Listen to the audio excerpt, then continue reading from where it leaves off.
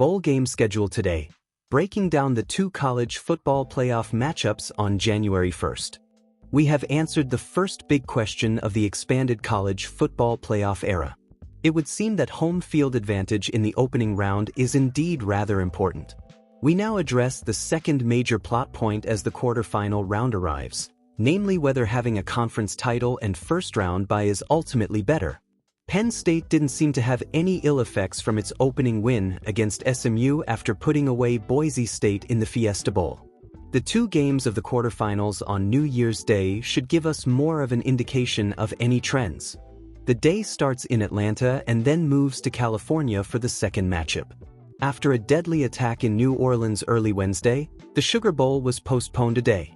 Without further ado, here's all you need to know about the matchups and schedule to plan your New Year's Day viewing. The Sun Devils were undoubtedly hoping to land in the Fiesta Bowl in their backyard, but they won't complain too much about earning the first round bye after all the criticism leveled at the Big 12 throughout the fall. The Longhorns, the second team to reach this round that also took part in their conference title game, is hoping to get through without further wear and tear. The good news for Texas is QB Quinn Ewers turned in a much sharper performance against Clemson, making excellent use of RB Jaden Blue and TE Gunnar Helm. The task of limiting the big gainers belongs to Arizona State DBs Miles Rouser and Xavion Alford.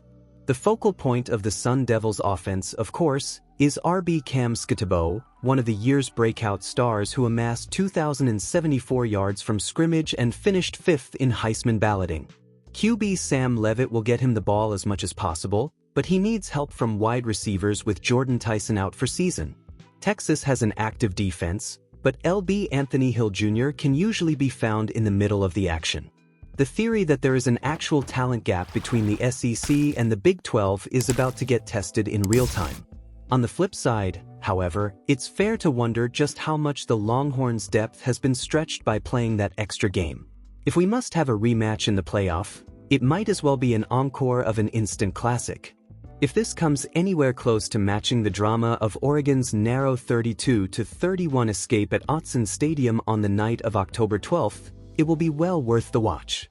Ducks QB Dillon Gabriel arguably got even better after that contest, but the Buckeyes' active secondary featuring safeties Sonny Styles and Caleb Downs is equally dialed in.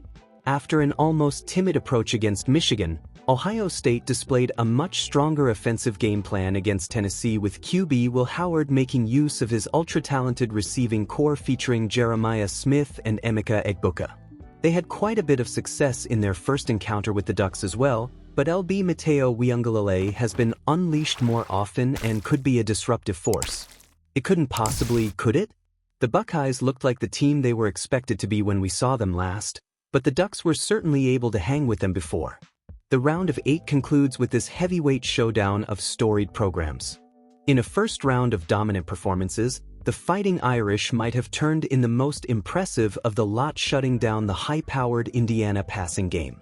The talented back seven led by DB Xavier Watts and LB Jack Kaiser now turns its attention to Bulldogs QB Gunnar Stockton, who will make his starting debut with the highest of stakes. He will bring an element of mobility to the offense that starter Carson Beck did not, but he might still need to lean on RB's Trevor Etienne and Nate Frazier to limit his risk. Notre Dame QB Riley Leonard is an even more dangerous dual threat, and RB Jeremiah Love can break off big runs as well. The Georgia front seven has a lot of versatility, but LB Jalen Walker is often a major component of the game plan. It might turn into a punting duel if the defenses take charge. It might also be challenging for either squad to overcome a multi-score deficit if there are early miscues.